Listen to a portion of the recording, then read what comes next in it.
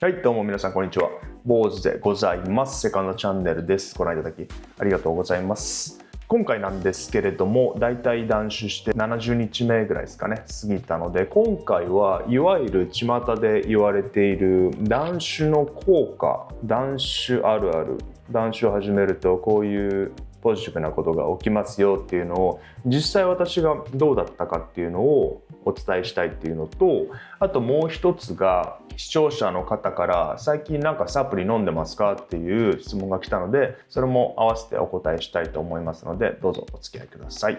はい、では一つ目のトピック、断酒の効果あるあるですね。まず一つが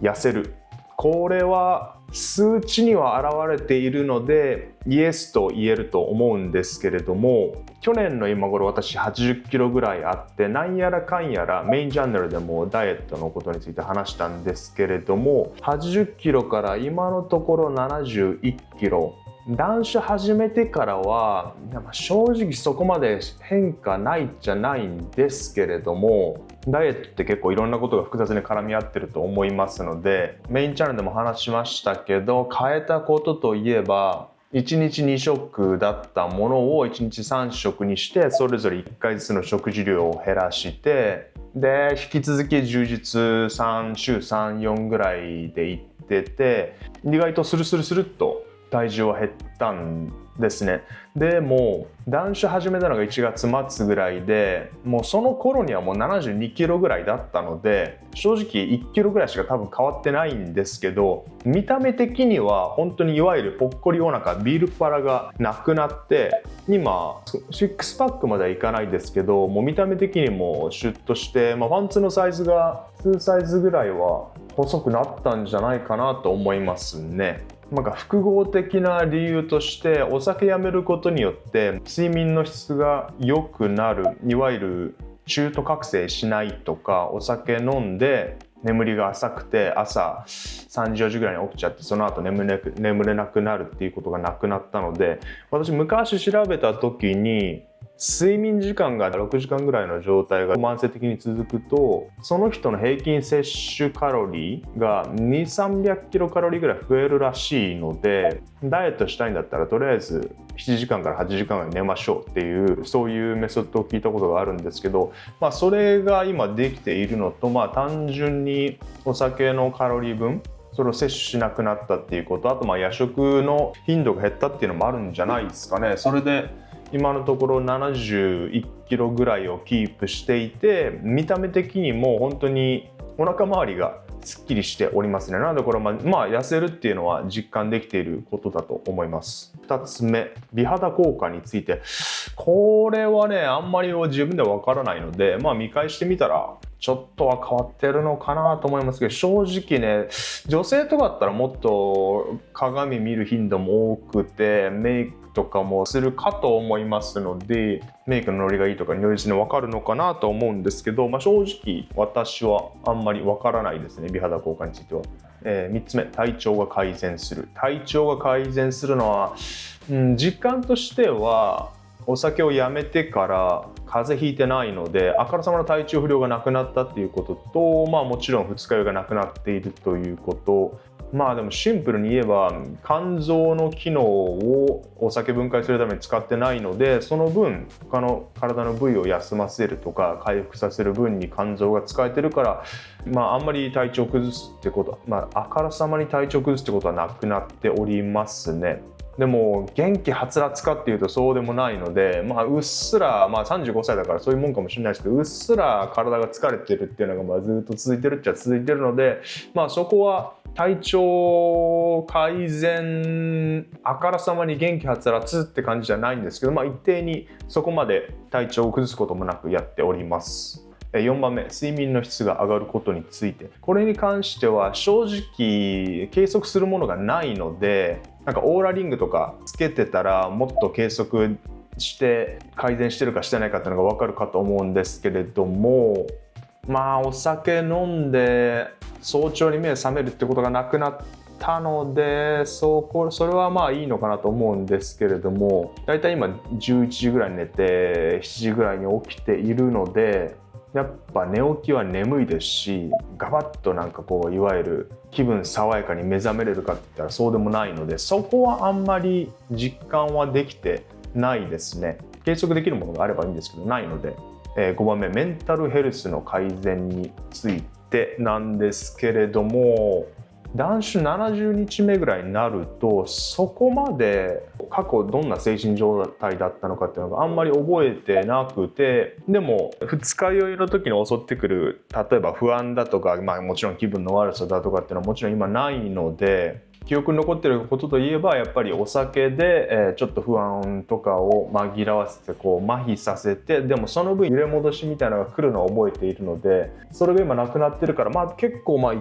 定に保ってるのかなっていうのはあるんですけど、やっぱ人間って忘れちゃいますね、どんな感じだったっていうのは。6番目お金が貯まる。これは計測できますね。明確に詳細の記録は取ってないですけど、だいたい5万円ぐらいは月浮いてるんじゃないですかね。っていうのもいつもの飲み友の人たちと相変わらずたまに会食とかしてるんですけれども、毎回会計の時に安いなってみんな驚いてるんで、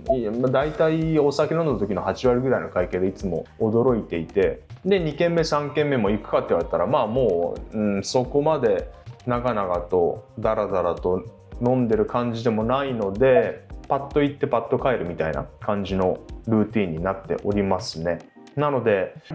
だいたい5万円ぐらいは月浮いてるんじゃないですかね。確かにお金は貯まってるとは思いますね。7番目最後になりますね。自分の時間が増えるかどうかっていうことなんですけど、これもあくまでも個人的主観で明確に測ってはいないですけど、多分2割ぐらいは増えてるんじゃないかなと思いますね。なんかとりあえず飲もうとかそういう感じの時間がなくなったですし、先ほど話した外食の時間もぐっと短くなってダラダラしなくなったので、その分自分のことに時間は使えてるかなとは思いますね。1日1割2割ぐらいの体感ですけど、これが1日1日積み重なっていったら徐々に大きな変化になってくるんじゃないかなと思っております。はい、いわゆる断酒の効果あるある7選だったんですけども、実感してることとか実感してないこととか、測れるものだったら言いやすいんですけど、結構忘れちゃってることが多いので、正直半々ぐらいですかね。体調が劇的に改善って感じではないですね。睡眠の質も格段に向上って感じではなくて、ほんのりだと思います。ほんのり変化していって、でもそのほんのりが積み重なっていくことによって徐々に大きな変化になるんじゃないかなとはなんとなく感じてはいるので、ご参考になればと思います。はい、で次なんですけれども、最近私が取っているサプリについて視聴者さんから最近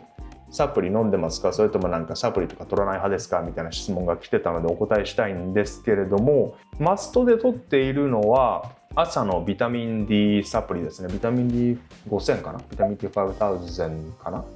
あんまりメーカーはこだわらず、ナウフーズとかでiHerb とかで買ってると思いますね。朝やっぱりビタミン D で太陽光をもちろん浴びるようにしてるんですけれども、補助としてビタミン D を取っておりまして、それを朝取ることが非常に大事だと思います。ビタミン D に関しては。で、夜寝る前はマグネシウムと亜鉛ですね。マグネシウムは睡眠の質を向上させるということで取っております。ちょうどいいなと思ったのが、最近新しく導入したマカなんですけども、いわゆる需要競争っていうのも陽明酒とか飲んでて需要競争効果があるようなないようなみたいな感じだったんですけども、アシュワガンダとかもいいなと思ったんですけど、他のサプリを買い足すついでに、マカはちょっと試してみるかと思って、需要競争にもええやろと思って